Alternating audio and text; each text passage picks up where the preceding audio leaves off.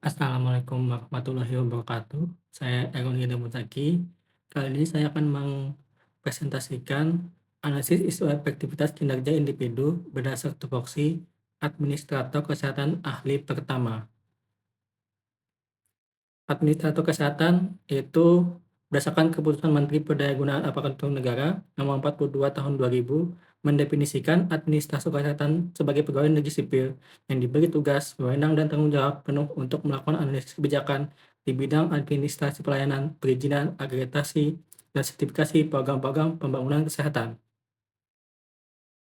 Definisi isu. Isu adalah suatu masalah atau topik yang sedang diperdebatkan atau menjadi perhatian publik yang bisa berupa pertanyaan, nilai, atau kebijakan yang memicu diskusi dan membutuhkan solusi. Dalam konteks organisasi, isu adalah masalah yang jika tidak ditangani dengan baik dapat berdampak negatif. Berikut merupakan tahapan analisis isu. Yang pertama, pra-analisis, yaitu identifikasi isu, kemudian menganalisis dan menganalisis isu. Dari beberapa isu tadi, bisa menemukan isu atau prioritasnya dengan menggunakan PKL atau SG. Kemudian menyusun rekomendasi alternatif penyelesaian isu bisa menggunakan SWOT. Masuk ke bagian pra-analisis isu, yang pertama, tidak meningkatnya predikat akreditasi rumah sakit menjadi paripurna, di mana rumah sakit saat ini memiliki status akreditasi utama dengan kekurangan skor pada Popja MFK atau manajemen fasilitas dan keselamatan dan PMKP atau peningkatan mutu dan keselamatan pasien. Kemudian, bekas perizinan SIO hemodialisa yang sudah lama diunggah tidak terdeteksi di akun Kemenkes, di mana meskipun tadi diunggah melalui OSS, dokumen tidak tercatat pada sistem akun Kemenkes. Hal ini berdampak pada keterlambatan proses perizinan. Kemudian masih adanya beberapa unit kerja yang belum punya SOP atau tidak ada pembaruan SOP, di mana SOP yang kadaluarsa atau belum tersedia menghambat penjaminan mutu.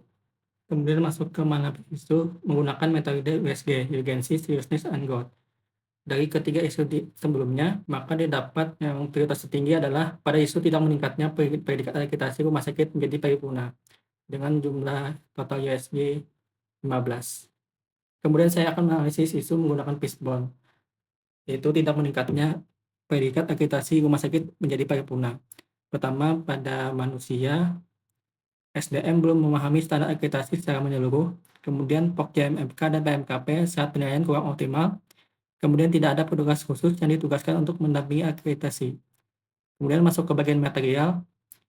Pertama, dokumen pendukung tidak lengkap atau tidak sesuai format. Lalu belum ada integrasi antara dokumen pelayanan dan dokumen mutu. Masuk ke bagian metode, belum ada sistem monitoring dan evaluasi akreditasi secara berkala. Tidak ada panduan teknis internal yang terdokumentasi. Lalu masuk ke peralatan, belum tersedia sistem informasi internal untuk pelaporan mutu dan keselamatan. Kemudian akses ke dashboard, data belum merata.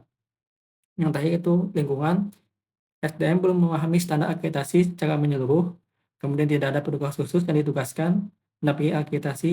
Yang terakhir itu fokus utama masih pada layanan harian. Masuk ke bagian alternatif pemecahan isu menggunakan analisis SWOT, Strength, Weakness, Opportunities, and Threats. Masuk ke bagian strength atau kekuatan. Pertama, dukungan manajemen terhadap mutu dan akreditasi. Kemudian tersedia pegawai baru dari latar belakang K3. Yang terakhir itu komite mutu sudah berjalan optimal. Kemudian weakness atau kelemahan, pertama kurangnya SDM terlatih di bidang mutu dan K3. Kemudian dokumentasi belum tertata rapi. Yang ketiga, tidak semua unit kerja memahami pentingnya akreditasi. Masuk ke opportunities atau peluang, pertama itu pelatihan dan BIMTEK. Kemudian digitalisasi dokumen dan pelaporan mutu. Yang ketiga adalah perencanaan perbaikan strategis akreditasi. Yang terakhir itu threats atau ancaman. Pertama, kegagalan akreditasi dapat mempengaruhi reputasi rumah sakit. Kemudian, penilaian akreditasi bisa berdampak pada kepercayaan publik. Yang ketiga, yaitu kinerja individu bisa dinilai buruk jika tim tidak berjalan.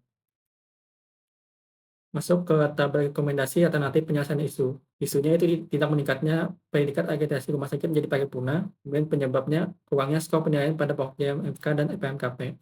Yang pertama, alternatif penyelesaiannya reaktivasi komite K3S dan optimalisasi Pokja MFK. Masuk ke tahapan setiap alternatif. Yang pertama, menunjuk anggota komite dari lintas profesi, menyusun ulang rencana kerja K3S, kemudian mengadakan pelatihan dan simulasi di tenaga keselamatan.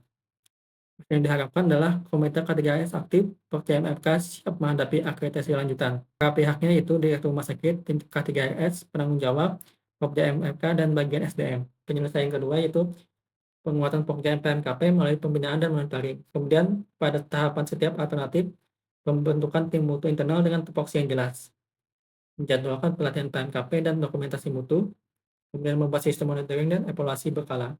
Hasil yang diharapkan, pekerja PMKP dapat menyusun dokumen dan bukti penilaian secara mandiri.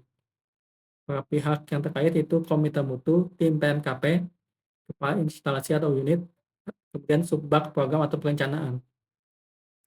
Itu saja yang dapat saya sampaikan. Terima kasih atas perhatiannya. Assalamualaikum warahmatullahi wabarakatuh.